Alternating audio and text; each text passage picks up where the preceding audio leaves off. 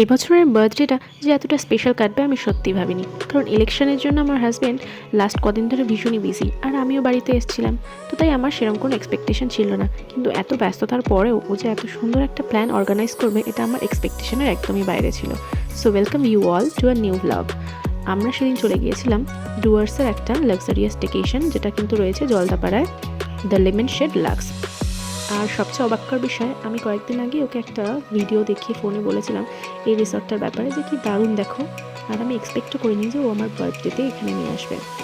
ঢুকেই আমরা রিসেপশনে চেক ইন করে নিই।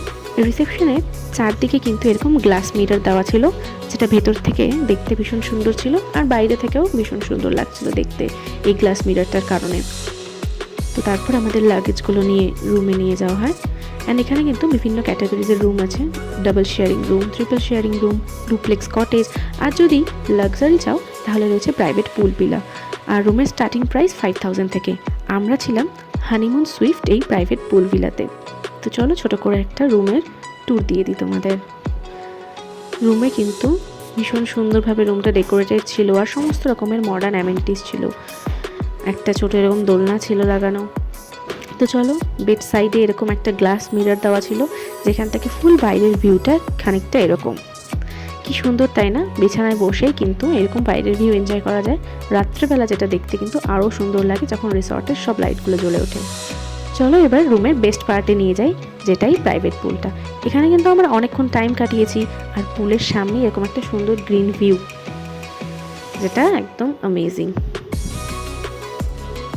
এবারে আমি রুমের সামনেই ব্যালকনিতে তোমাদের নিয়ে যাচ্ছি ব্যালকনি ভিউটা দেখানোর জন্য।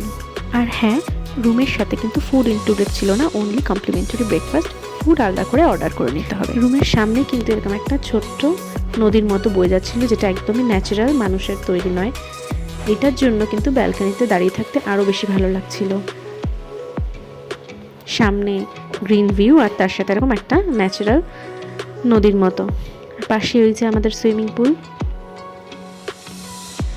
এইটা কিন্তু রুমের সাথে অ্যাটাচড, এখানে একটা সোফা ছিল প্লাস টিভি ছিল।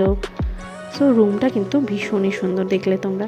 চলো এবার আমরা লাঞ্চ করে একটু বাইরেটা ঘুরে দেখি।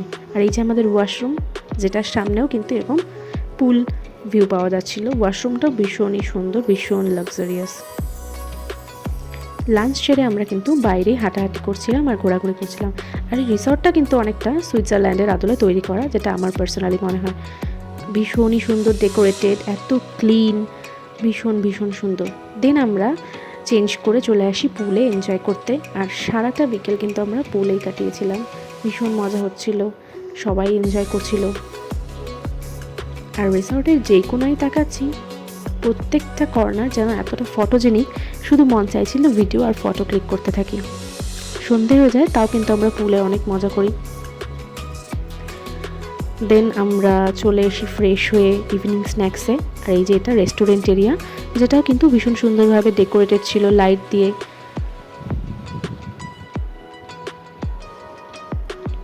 তোমরাও কিন্তু একদিন বা দুদিনের ছুটি কাটানোর জন্য এখানে চলে আসতে পারো।